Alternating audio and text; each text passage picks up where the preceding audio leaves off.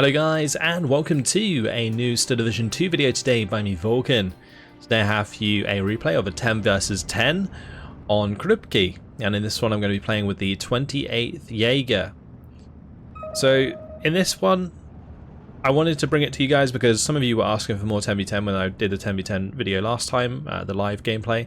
This time it's a replay, but yeah, I thought the 28th Jager was a fun one to cast. I don't get to play it that often because it's quite a good division, so people don't really want me to play it. But yeah, it's really good in 1v1, not so good in 3v3, 4v4, but great in 10v10 because it has some really good infantry. So at the start here you can see I've got the Jager Pioneer Führer, Jager Pioneers, I've got the Jager, I've got Jager MG42, and I've got Jager Scharfschütze, and there's also a load of Sturmjäger that are going to be coming in later on. And just like this infantry, plus like their vet curve, means you can bring them all in at high veterancy, and then you can make them like 2 vet and 3 vet really easily.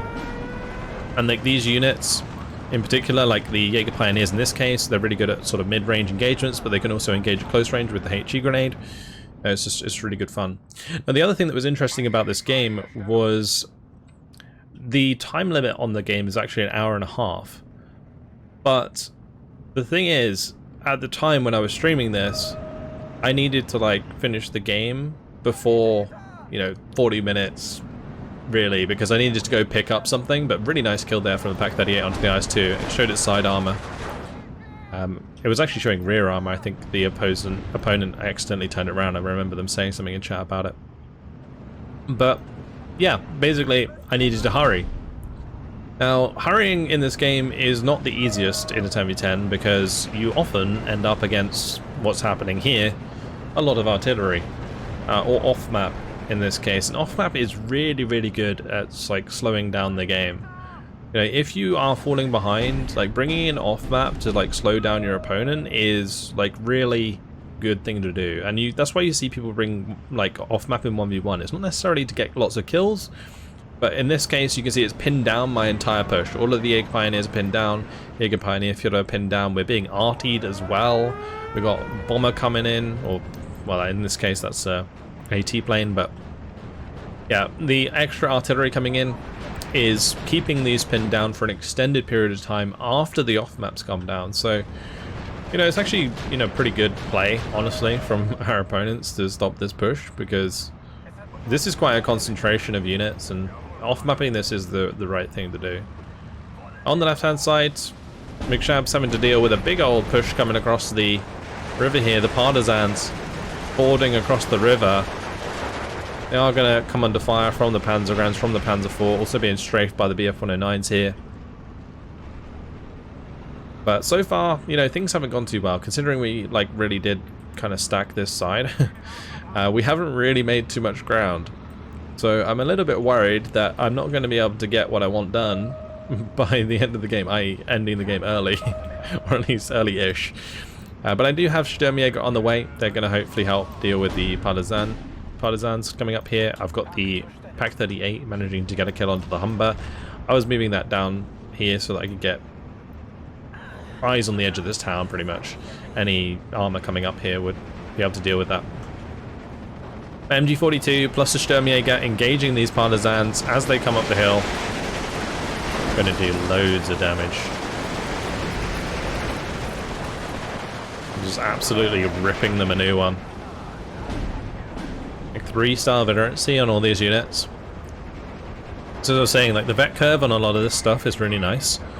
So like Sturmjägers with the MP44s and the G43s and the MG42 at the mid-range, like 300 meters, is going to do so much damage because that's the range of the MP44. It's got 300 meter range.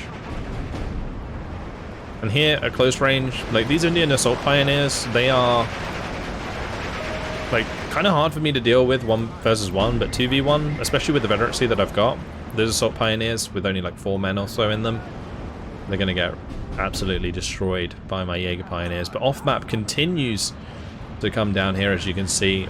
It's the 76mm off-map that you saw pop past there, and there's also the Indian player Kristofte using his off-map at the start of the game as well. But the good thing about them bringing in off-map early on is it means there's going to be less off-map later on. So whilst this is kind of a bit of a dire situation for me right now, and I'm definitely being chipped pretty hard, one of my stuff's being pinned down, my leader even died to the off-map.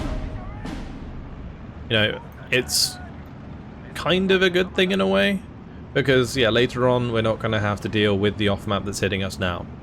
And if it were to come later in the game, you'd have more availability of off-map vehicles, and therefore more overall strikes of off-map. So in this case, because they're bringing it in early, we're getting hit by maybe 1 or 2 off-map vehicles, and they're going to have like 3 strikes each. But if it was in Phase C, then it'd be like 6 vehicles with 3 strikes each, and you can see how that definitely gets a lot worse. So I'm replacing my Jager Pioneer Führer, and I've got my Commandant here. My Commandant, admittedly, is really too far up right now, but it's going to be difficult for me to actually come back off the hill. Because these units will then be able to see it and potentially engage it. They'll probably try and go for it with a bunch of planes and stuff, although that one did get shot down, so nice job by J-Dog here and Atago. Atago has got his 37mm nag. It's a very cool truck, this. I do like it a lot. So he's got that, and then J-Dog has these Schwimmwagen 20mm, which are hilarious. The funny thing about these is you can actually take them in water, I think. Yeah, I believe you might be able to, and then they can fire the 20mm, which you wouldn't want to do in real life on the back of that. But either way, Jaegers are getting killed off here. Probably should have fallen them back already. But on this left-hand side, you can see the Gvardia separately moving through. Sturmjäger at mid-range will be able to deal with them relatively well. But what I'm also trying to do here is get the Pak 38 into a position where I can engage the tanks and stuff across this light cover.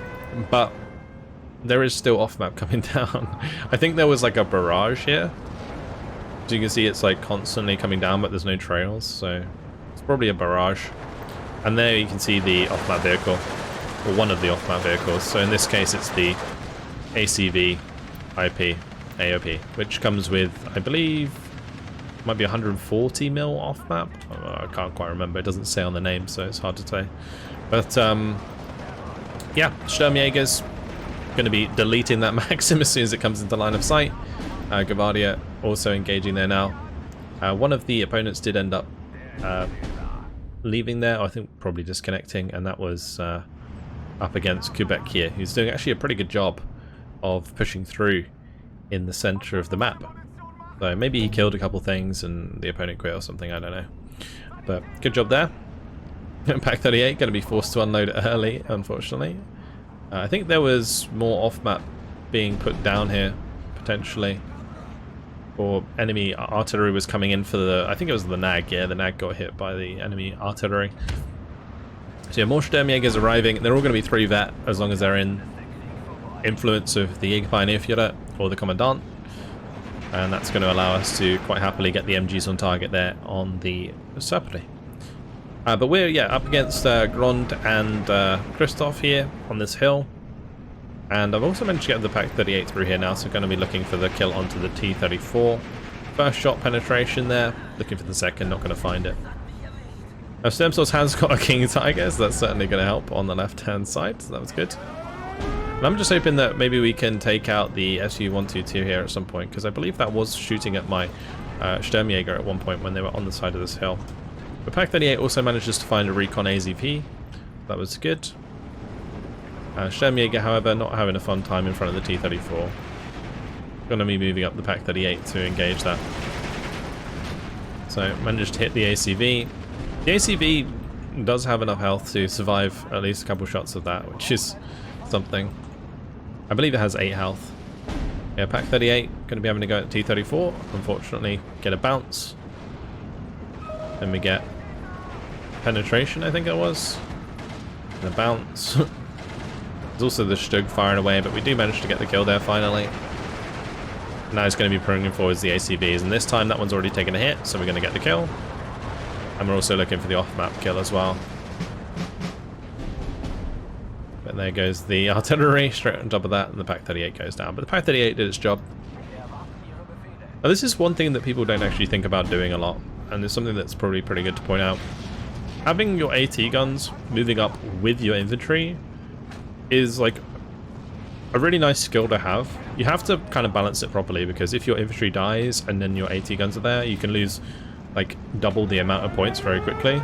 So if my Sturmjäger were to like get pinned a bit more and surrender, I'd lose 30 points on that, and then, you know, they would kill the Pak 38 for free, and then that would be another 45 points. The other thing is, like you see happening here, artillery that's suppressing my infantry is also going to be hitting my Pak 38, so, you know, there's that. But if you can like manage it correctly, having like AT guns like this, like 45mm AT guns on the Soviet side, which are quite abundant for the 35 points, or the Pak 38s in this case with the high veterancy, for 45 points at close range, anytime you bump into something like a T-34 or another armored vehicle that's harassing your infantry at close range, you can move it up just like you would, say, a Panzerschreck or something, in order to take them out.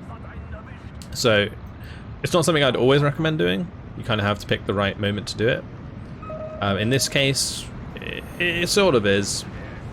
Because we see so many T-34s here, it's kind of worth me having them.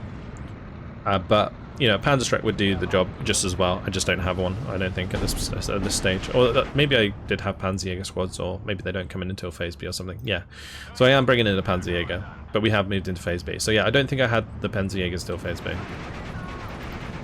So yeah, this is another good example of where like the Pak 38 would be useful. If I moved it over here to kill the M5 Stuart, that would be good. I was really lucky here.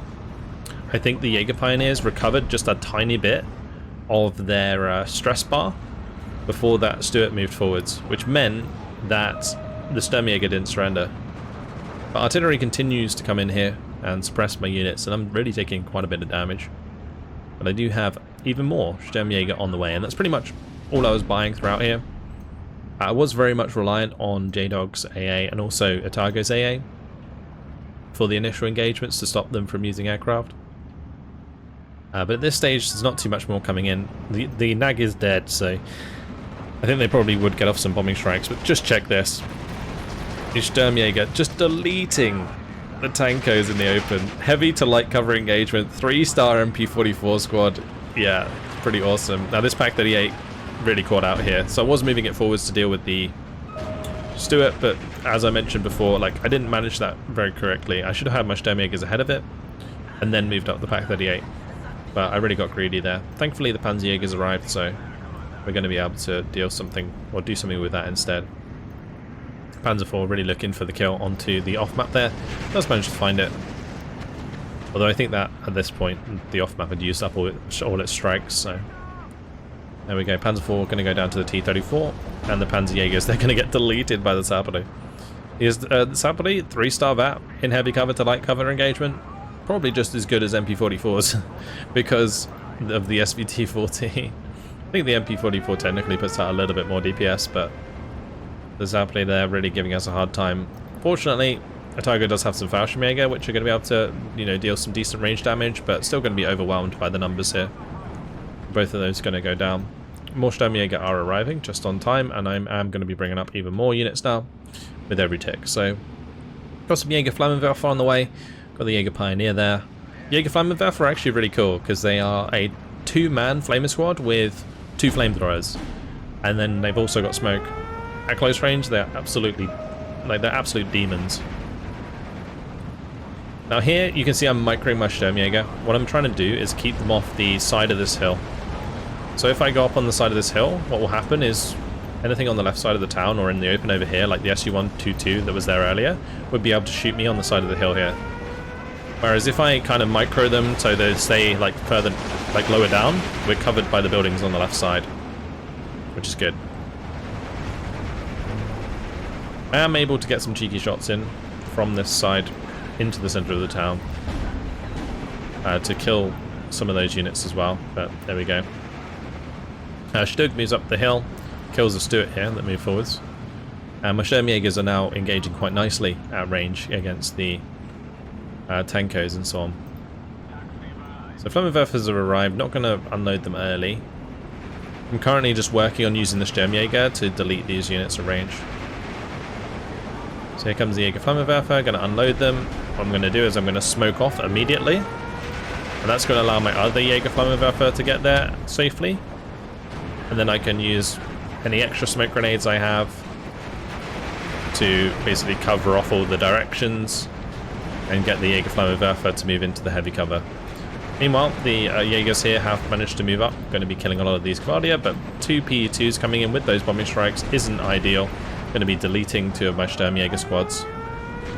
The Sturmjäger at range have dealt with the units on the right hand side. My Jaeger Flammenwerfer now moving in at close range. Gvardia not going to stand a chance. Double flamethrower to the face. And going to be looking to clean that out. Meanwhile, got the Stug on the side. Going to be engaging the units in the open on the left. And the Sturmjäger just kind of waiting to maybe deal with the Indian both there. And also kill any units that come nearby. So there we go, Sturmjäger gets the kill there. Lovely jubbly. Going to be another opponent leaving the game. Bankos are in our way. Molotov can pop these Flammenwerfer squads quite nicely. But since that's on cooldown, we're going to be able to get our flamers on target before they can even throw it. And the tankers go down nice and easy.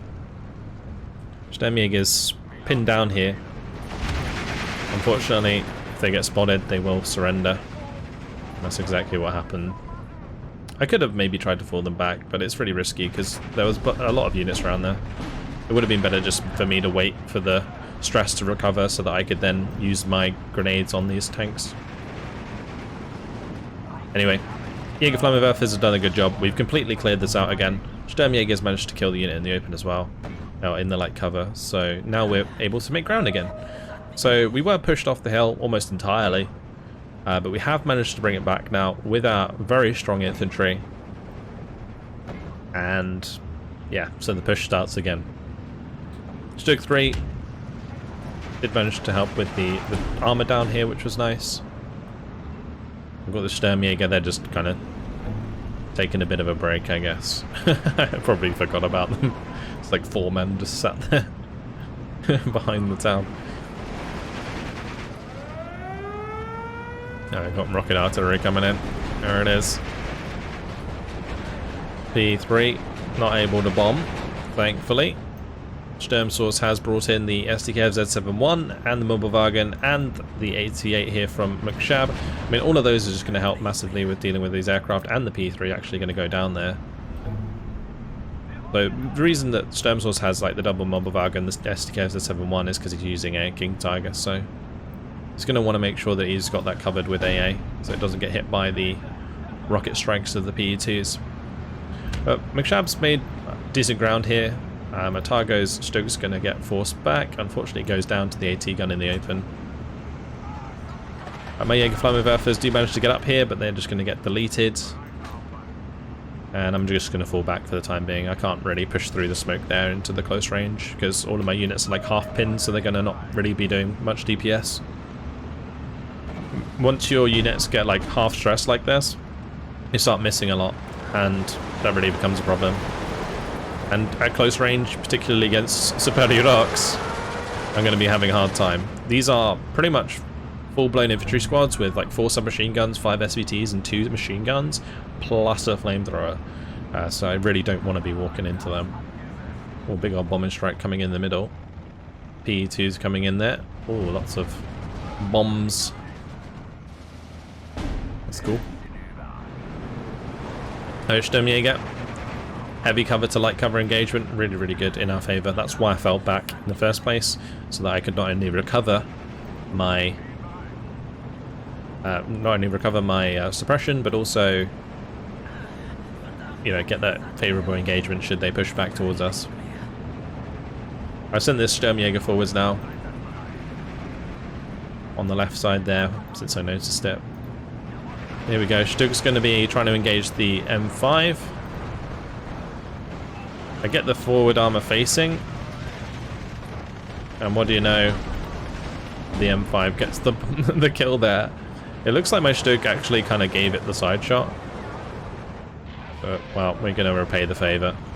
That was really bad for me because that costs way less than my Stug does, but I do have the 300mm Nebelwerfer, so that's firing away right now, and with that landing I'm going to be able to push up with my Sturmjäger even into superior blocks. I'm just kind of hoping that they are pinned down so that we can move forwards and surrender them. Now we're 14 to 10, which is good, but 30 minutes till victory is not ideal for me still, in the terms of like I needed to go kind of thing. So we're going to be trying to push the pedal on the accelerator and get this game completed. If I can capture this flag, I think it goes 15-9 and then we get the double tick. So that's what we're going to be looking to do. Jager though, going to be finished off the Gurkha scout. We're going to take out the leader. So that's going to take away some of the veterancy, which is really, really good. Dosor are going to get chewed up as well.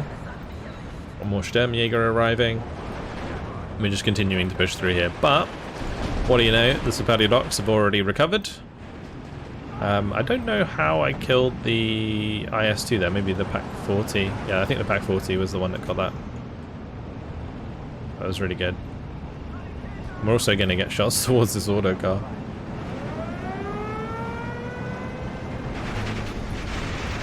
That auto car is going to finish the job though. So yeah, that was really bad for me. Like the Superior Docks here being recovered. I actually was kind of like confused when I saw that, because basically like I just hit it with the 300mm off map, and or not off map, Nebelwerfer. And I assumed that everything in here would be pinned, but I guess what happened is they either brought up some new troops and reinforced them, or the Superi were further back before the rocket strike hit. So he moved them forwards afterwards. But almost Sturmjäger ended up dying here. It's really bad. The Slavniki with their triple machine gun and the Superi with the mid-range SVT engagement, just killing both of those squads off.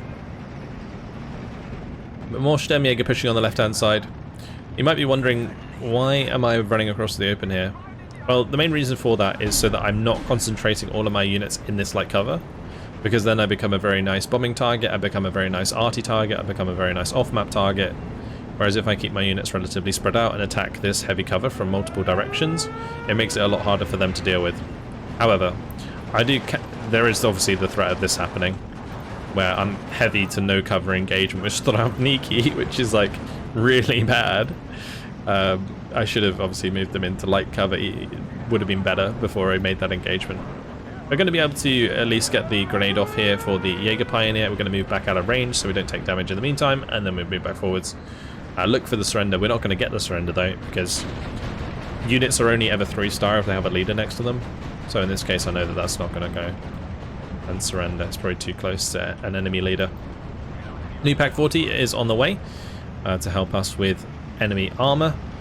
If I can get that through the light cover, we can actually cover off this road, this reinforcing road. So that was my thought with the Pack 40 here. If I can get the Sturmjägers to move up, clear this out, kill the Strafniki, we can put Pack 40 here, kill anything that's trying to get into the town. That would allow my team to continue pressing through here. Nice kill onto the Spitfire by the AA. There's a now triple Mobilwagen with the Panzer IV here. All of these Mobilwagens are now 2-star veterancy. Nice artillery coming in from our opponent, does a ton of damage onto my infantry, cleans up most of it. But now Atago is going to be joining us with some Pala de Salto, which are really, really nice squads. These are 9-man squads with Berettas, and the reason the Berettas are so good is because they have that 150-meter range, which means at closer range, like the 65% accuracy gets scaled up way more. The Hurricane's going to go down there, Christoph's going to be surrendering as well. So that's the Indian player out, and one by one they fall. We're starting to make some serious ground now. Jaeger's going to be pushing all the way up. These Jaegers also relatively good at close range. Not as good as Pala de Salto by any means, but having 7 MP40s certainly helps. And here comes the 200mm or 300mm, sorry, artillery. It's going to hit perfectly with the first rocket. Second rocket's going to friendly fire. Third rocket does really well. That fourth rocket does well. That one's going to friendly fire. And then that one hits okay. I'll admit, not the best Nebelwerfer strike in the world. Now, one thing I will say, if you are going to be using Nebelwerfers, whether it be Nebelwerfer 41s or Nebelwerfer 42s, do make sure that you have like a truck with them that can transport them and move them after you fire. So what you can do is give them, say, a fire position order, and if you hold shift and then right click on like a supply truck or I don't know, like an armored vehicle that can carry them, they will automatically like hook themselves on the transport afterwards, and then it's all you need to do is select the vehicle that they're attached to and move them afterwards. In this case, unfortunately, my 300mm off map was probably spotted by recon on the right hand side here, so I am getting hit by rocket artillery already, which was really bad, but fortunately it fired most of its rockets, so that's going to allow us to push down here into the heavy cover. I'm just going to tell that to fall back. This Nebelwerfer I'm going to get to unload here. You can see I gave it unload at position order, so that worked out nicely. Meanwhile, take out an 85 here with the machine guns from the Jagers, and we're making lots of progress. We're 16 to 8, that's giving us a double tick. Things are going very, very well. Now in this particular 28th Jaeger deck, I do have IG-33s in these multi-ammunition trucks. And the idea was that I would bring in the multi-ammunition truck, unload the IG up here so it could cover off the left-hand side, and then I can bring the multi-ammunition truck back to this Nebelwerfer that doesn't have a supply truck, so that I can, you know, move it after every time it strikes. Well, I get a really good shot there actually onto the 152mm off map. That was really big. I believe this one had run out, but the one back there, it moved forwards and then tried to run back, so it obviously came forwards to put the off map down, but my Pak 40 managed to snipe it just before it went back around the corner, so that was really, really good. We are being flanked a bit here. Yeet Master has come over with his T-34 76s and the Su-85, but Otago's 3-star 88 is going to definitely make short work of those. So it hits them nicely. It has really strong rate of fire as well. I'll bring over Jager Speertrupp to try and find out what was spotting my Nebelwerfer here, and you can see that there is a motorcycle in here of all things that was spotting us. Big old off map coming down. That was from the 152mm off map that I probably killed, and then you know, but it's not affecting these Jaegers. There's also rocket strikes coming in, lots and lots of big hits. But my Pak 40 is still doing a lot of work. Currently we're shooting the IS-2, but we have popped a lot of stuff in the meantime. Big off map coming down there onto Talhofer's units. We're really just taking full control of this hill and this town. And on the right hand side we're just cleaning things up. I'm moving up forwards my Kubel MG just to make sure that there's no other recon left in there. And the Jaeger's just pushing forwards as well. Nebelwerfer's waiting to go. I don't know if I gave that a queued order to load up. I'm trying to show you guys what it looks like. It's kind of like a aquamarine color when you do it, like the load command, like that. There we go. You can see Sturmsource had it done. So he fired his rockets, and then he shift clicked his multi-munition truck, so they're automatically loaded onto the truck. The main thing that you want to do though is make sure that you remember to move it afterwards, because in this case, right, if somebody had started to counter battery him, he'd probably lose the Nebelwerfer. But he's going to give it an unload at position order. It's going to unload, and then it will start reloading. And one thing to note about the so yeah, you can see the rocket artillery is already coming in to try and take him out, and as soon as your truck gets pinned down, it does automatically unload. But yeah, one thing to note about tethered artillery is that they do technically reload while they're tethered. They don't get their ammunition they need, but they do, you know, their reload cycle does continue. So, like, usually a unit has this kind of like reload time in between firing, and then like the ammo is like separate, right? The time to get ammo back is not the same as the reload time. A unit can technically reload without ammo, which sounds stupid, but that's just how it works. So yeah, anyway, I can probably demonstrate what I mean here. So the Werfram is fired away, and you can see it's got this reload cycle. Now if this had no ammo, you wouldn't see the reload bar, but it would still technically be reloading. That I was trying to kill the IS-2, didn't quite get there. More infantry is going to be on the way for me. Just going to want to get back down into this heavy cover so that we can contest this flag and control the 16 to 9, or 16 to 8 it would be. Stug did get the upper hand on the ZIS-3 here, and also it can't fire back because it's out of range, so yeah, Stug's just blinking away. Kubel's got into the tree line here, so I'm quite happy that there's nothing there that can see my units now. And one thing you might have noticed is I unload this IG, and the multi-munitions on the way back. to go and get that. So, got the fast move coming over here. The Werfer was still moving out of the way manually. But this IG was actually placed in a position where it's like in the back of the garden here, with the idea that it will just slam any infantry that comes too close to the town. The other nice thing here is, or to note, is the IG-33 has its heat rounds turned off. And what this allows the IG to do is use its HE ammo on tanks. If you have the heat still on, an IG won't engage a tank or an armored vehicle unless it's like close enough to fire the heat round. Whereas if you turn it off, then the IG uses HE on armored targets, which is kind of useful because it does do a lot of damage regardless. Big old off map coming down here. The triple HS-129 going for the IS-2, and they do manage to get the kill. Lovely stuff. The triple duck doing its job. Another Pak 40 is being moved up, again into the same position as before. And on this side, well, my Kubel MG has found the Superdi PPSH that are in here. And technically I can keep these at range and pin those down, so that's what I'm going for right now. Cis 3 going to be trying to engage my Stug. I was hoping not to lose that, but it does end up getting one shot. I don't know if that ended up taking damage from something else before, but I was really confused how they got one shot because it wasn't technically crit. I do have the Jaegers that are going to be able to move across there and kill that off, and I've got another Stug on the way anyway. Kubel MG's actually managed to take out the Superdi PPSH, so that's good. I even got value out of my Kubel. How great is that? Alright, Battlegroup on the way. It's important to keep the leadership up here, so I'm making sure to bring up a Battlegroup,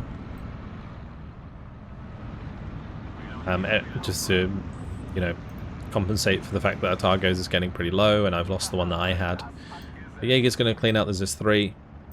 Now the Stug, the Jager Speertroop, and the Jager can push towards even this flag on the right hand side. So I basically worked out that generally it's unlikely, like when you're playing on this from this side of the map, you don't usually defend this flag. Like sometimes you put stuff in here, or generally you do put stuff in here, but this area with the light cover is generally not defended. So since we have this position on the hill, I'm quite happy that my Jaeger can just run across here and try and put influence on this flag, and then we just have to support it at range and all is well.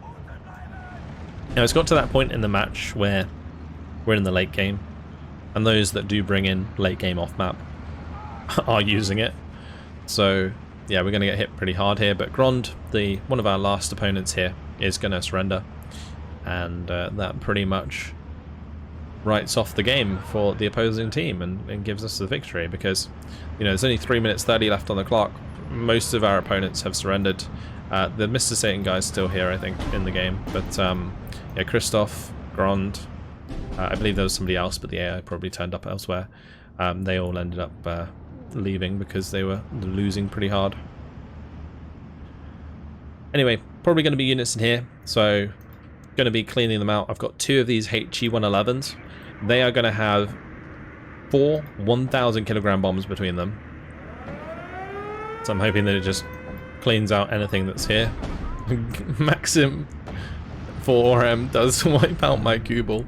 Poor thing.